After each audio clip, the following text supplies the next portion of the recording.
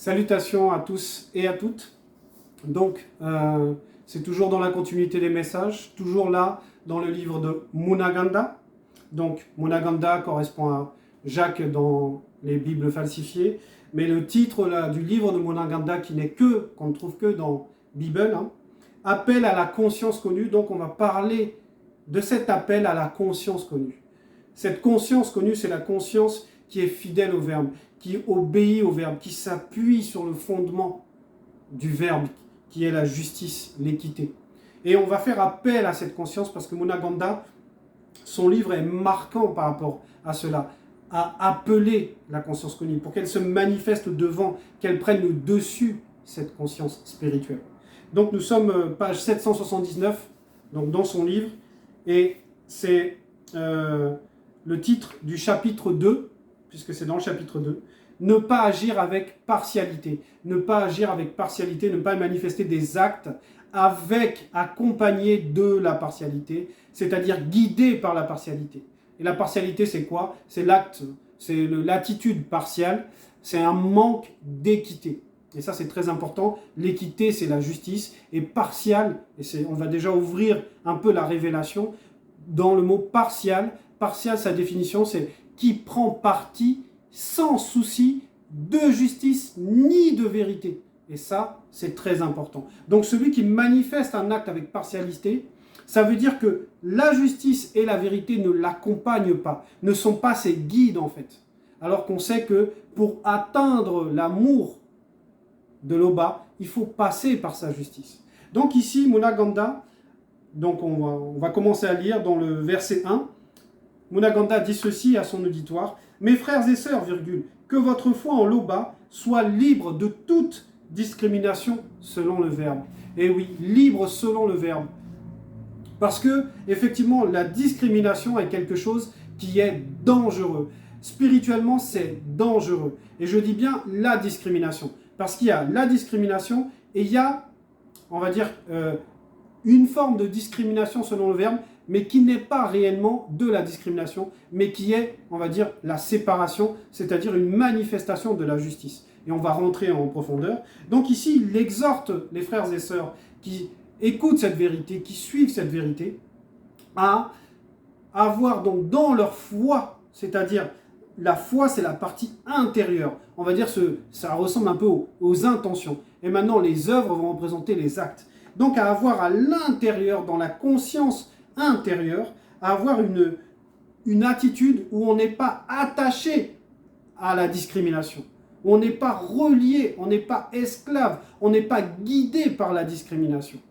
Mais comme je le disais, la discrimination, c'est le terme, on va dire, du monde en fait. Parce que si on regarde la définition de la discrimination, ça veut dire fait de séparer un groupe humain des autres en le traitant plus mal. Ça veut dire que le fait de séparer, ici, c'est qu'il n'y a pas de considération qui est égale. Et le fait là de séparer en le traitant plus mal, c'est la cause de la séparation, c'est le fait d'avoir traité plus mal la personne. Mais ça n'est pas dans le Verbe. Parce que dans le Verbe, il y a effectivement une forme de séparation, et on va l'évoquer tout de suite. C'est ce qu'on peut vivre en fait lorsque dans nos familles ou avec nos connaissances, lorsqu'on parle de la vérité, lorsqu'on essaie de partager avec eux cet amour qu'on a pour la vérité, ces personnes-là vont aller peut-être même jusqu'à insulter le Verbe, insulter notre enseignant. Là, on va nous répondre en séparant, en coupant le lien pour que justement ce qui, on va dire, est de la vérité reste avec la vérité. Je me souviens de cet exemple que le Mouledi nous avait donné, que si quelqu'un devant lui insultait l'Oba, insultait le Verbe, et que c'était une connaissance de Zulula, Zulula mettait un terme directement à leur relation. Et ça, c'est ce qui se passe avec des proches, même avec, on va dire, certains membres de la famille. On va s'éloigner, on va s'écarter. Et ça, c'est selon le Verbe. Ce n'est pas de cette discrimination qu'on parle. Parce que quand on va dans Essombe 52, c'est page 773, Essombe 52, où il est dit ceci, dans le verset 1, « La conduite des non-initiés graciés », c'est le titre. « Donnez un premier avertissement, puis un second, à celui d'entre vous qui vit dans le désordre et qui cause des divisions point virgule, ensuite virgule, écartez-le. Donc là, ça, c'est, on va dire, c'est la séparation selon le verbe. Ça, c'est bon, ça, c'est juste, parce que la personne vit dans le désordre.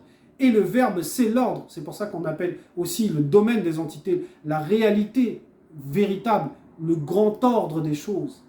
Donc ça, c'est effectivement selon le verbe. Ce n'est pas de ce type-là de séparation dont on parle. Là, on parle d'une discrimination. Et comme on l'a vu tout à l'heure, la discrimination, c'est de donner à la personne un sentiment d'être écartée parce qu'on la traite mal. Et donc, Munaganda mettait l'accent sur le comportement qu'on pouvait avoir les uns envers les autres. Et il va développer, il va prendre un exemple dans le verset 2. Prenons un exemple, 2 points. Un homme vient là où vous êtes réunis, point. Il porte une bague en or et des habits très beaux, point. Un pauvre vient à la même réunion, virgule, il est mal habillé, point. Donc il va, on va dire, planter le décor, il va montrer quelque chose qui est familier, qu'on voit même dans les églises, qui même pour nous est familier. Quelqu'un qui vient, qui est plutôt riche, qui a une belle apparence, qui dégage, on va dire, de la richesse sur lui, parce que les exemples de porter une bague, c'est des signes d'opulence, etc. Et on a celui qui est l'indigent, qui ne va pas, on va dire, ne va pas attirer notre regard, ne va pas forcément attirer notre considération. Et les deux viennent à une réunion. Et maintenant, la manière dont on va traiter les deux, est-ce qu'il va y avoir l'équité, la justice? Ou est-ce qu'on va considérer selon l'apparence, selon ce que ça pourrait nous apporter d'être dans la sympathie de celui qui a du pouvoir ou celui qui a de l'argent. Verset 3. Vous montrez plus de respect à l'homme qui porte les beaux habits et vous lui dites, 2 points. Toi, virgule, assieds-toi ici, virgule, à cette bonne place, point d'exclamation. Au pauvre, virgule, vous dites, 2 points. Toi, reste debout, point d'exclamation. Ou bien, 2 points, assieds-toi là, virgule, par terre, près de mes pieds, point. Donc là, il prend l'exemple d'une personne qui va, à cause de, on va dire, de son désir intérieur, de la conscience intérieure dans son cœur, va choisir le parti de mettre, on va dire, bien la personne qui est riche, qui montre des signes extérieurs de richesse, et va dénigrer celui qui est pauvre. Donc la personne va avoir un jugement selon l'apparence. Et le verbe nous interdit cela, de juger selon l'apparence, mais de laisser le jugement à la conscience spirituelle, à cette conscience connue qui doit prendre le dessus, pour éviter justement d'amener, on va dire, la situation de discrimination. Donc, la personne là ici accorde, on va dire, un traitement qui est inégal, qui est injuste en fonction de la vue, en fonction de l'apparence, et donc fait ce qu'on appelle du favoritisme. Et on le sait, pourtant le verbe ne fait exception de personne. Donc là, il prend un exemple qui est, on va dire, qui nous est même familier, mais c'est un exemple réel en fait. Ce sont des situations que même nous on a déjà vues, que même nous on a déjà pratiquées dans le passé.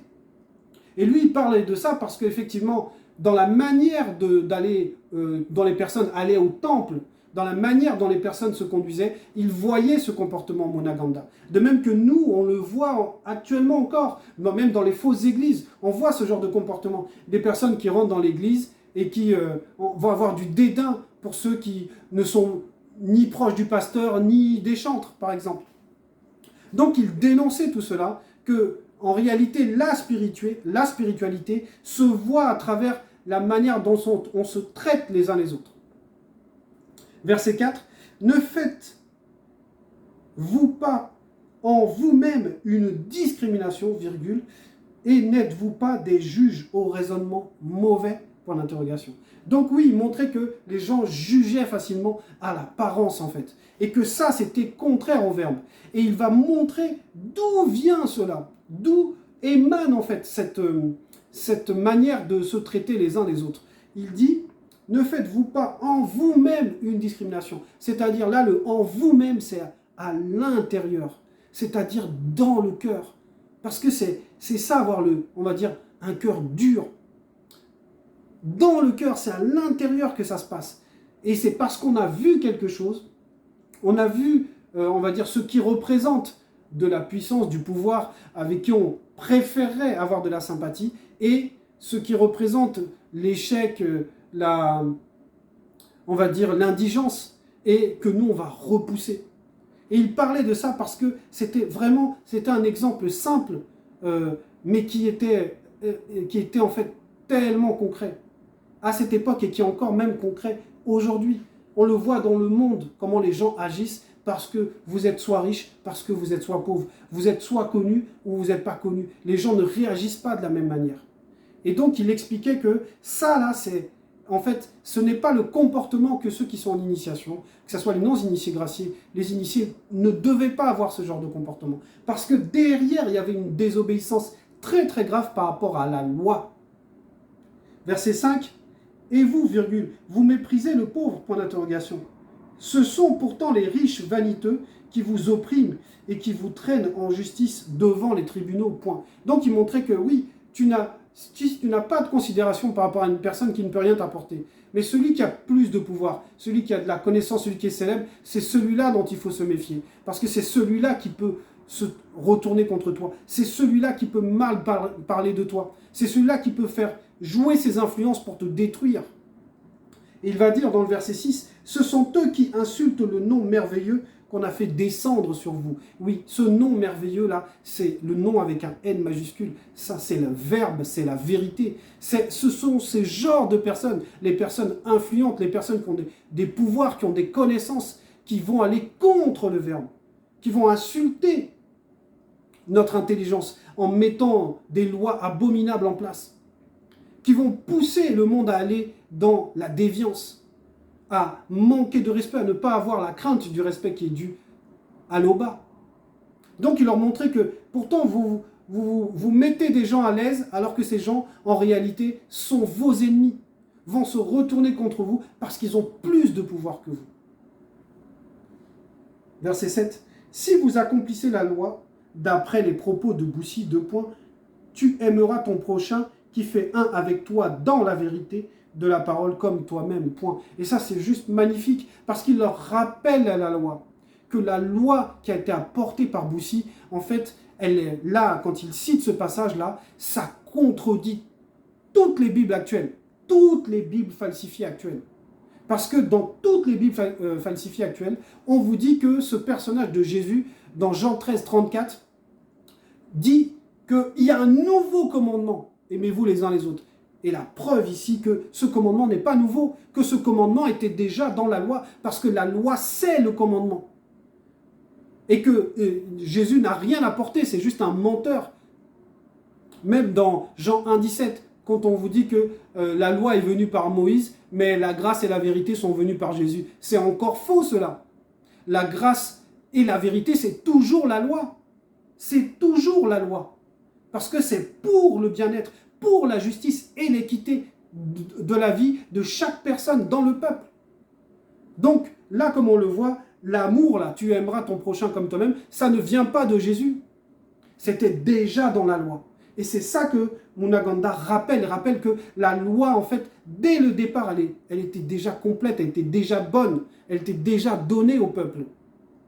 Et qu'il fallait respecter chaque commandement de la loi. C'est pour ça qu'il va dire dans le verset 8, « Mais si vous vous livrez à la discrimination entre vous, virgule, vous commettez un péché, virgule, vous êtes convaincus de transgression par la loi. » Et ça, c'est très important, parce qu'il s'appuyait sur la loi. Il disait que ce qui compte le plus, ce n'est pas de croire en Jésus, que Jésus va vous sauver, c'est d'obéir à la loi. Et la loi ici va représenter la vérité. Et la loi va représenter l'autorité. C'est pour cela que dans le passage, on va le relire, « Mais si vous vous livrez à la discrimination entre vous », ça veut dire que se livrer à la discrimination, ça veut dire qu'on était à un niveau de domination lorsqu'on était sous la protection du Verbe. Et qu'on va sortir de la protection du Verbe en faisant la discrimination. Et là, on se livre parce qu'on ne peut pas être neutre en fait. Si on n'est pas dominé par le Verbe, on est dominé par le péché. Donc se livrer là, ça veut dire que quand on livre quelque chose, ça veut dire que la chose à laquelle on est livré est plus puissante que nous, est plus forte que nous. C'est pour ça que dans la suite, il est dit, vous commettez un péché. Ça veut dire que la discrimination, c'est un péché.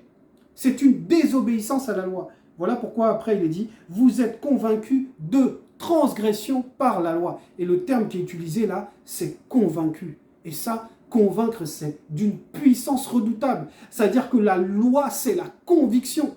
Et c'est quoi maintenant convaincre? Si on regarde la définition de convaincre, amener quelqu'un à reconnaître la vérité, virgule, la nécessité d'une proposition ou d'un fait. Donc c'est amener quelqu'un à reconnaître la vérité.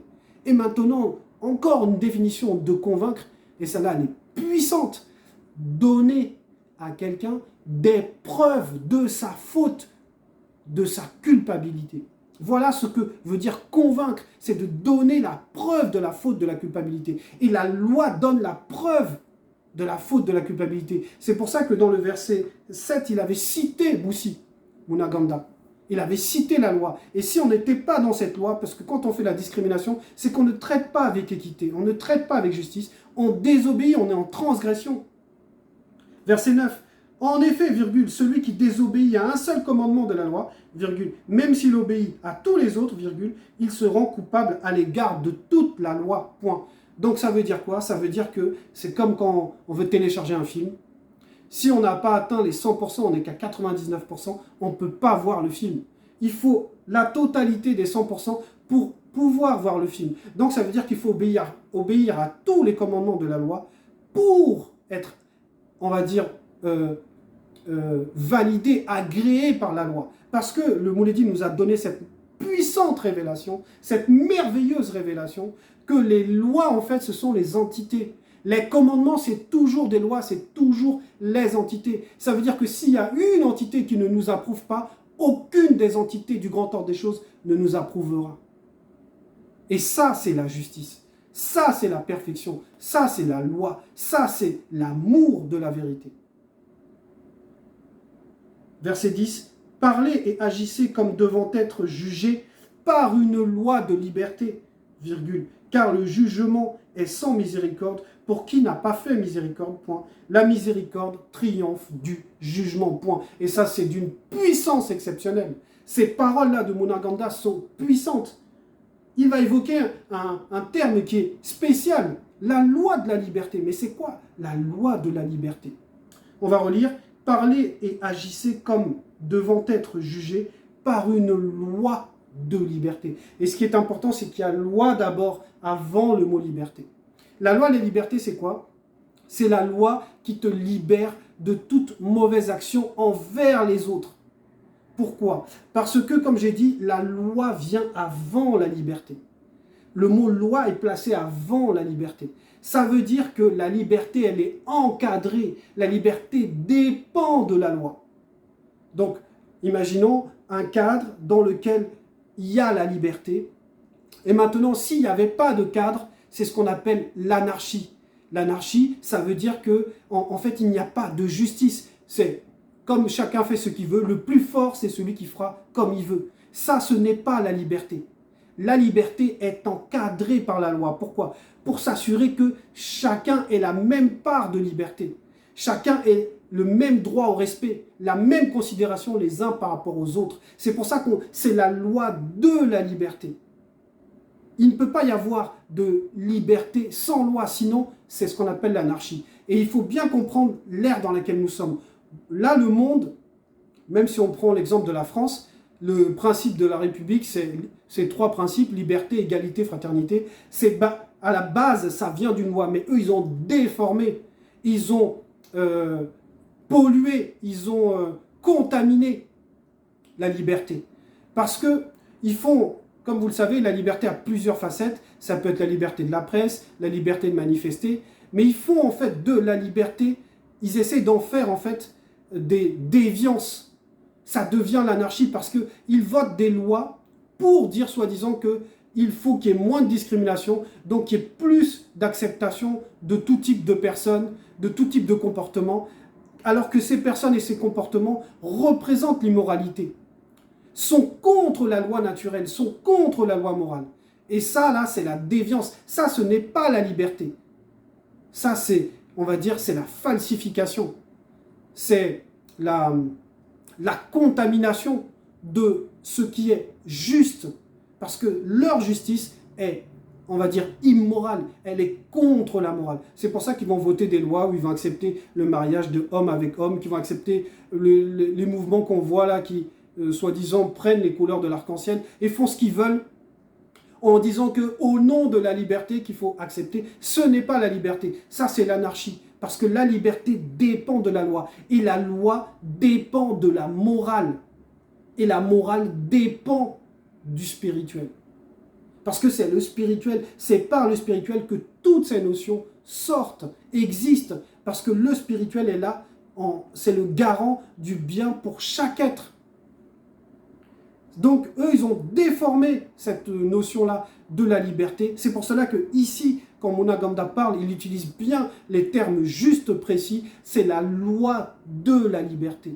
C'est une loi de liberté. C'est d'abord la loi qui donne accès à la liberté. Puisque cette liberté-là, elle est conforme à la justice et à l'équité pour chacune des personnes qui vivent cette liberté, qui vivent cette loi. Et donc on nous dit à la suite, car le jugement est sans miséricorde pour qui n'a pas fait miséricorde. Oui, ça veut dire la manière dont on a agi, c'est aussi la manière dont, on va dire, la manière dont on a jugé, c'est aussi la manière dont on sera jugé. La miséricorde triomphe du jugement, et ça c'est magnifique. La miséricorde triomphe du jugement, ça veut dire que la grâce triomphe de la condamnation. Et oui, c'est par la grâce qu'on peut échapper à la condamnation, à condition de mériter cette grâce, c'est-à-dire d'avoir été fidèle à tous les commandements de la loi. Donc c'est un message important, c'est un message qui nous concerne tous, parce que la manière dont on a de se traiter les uns les autres reflète parfois de l'iniquité, reflète parfois des considérations, des favoritismes, alors que le Verbe nous demande, fait appel à notre conscience connue, c'est-à-dire celle de toujours manifester la justice. Ce que tu aimerais qu'on te fasse, fais-le aux autres. Donc, comme vous le savez, l'Oba a toujours été glorifié, sera toujours glorifié, est constamment glorifié, parce qu'il manifeste la gloire. Ainsi soit-il.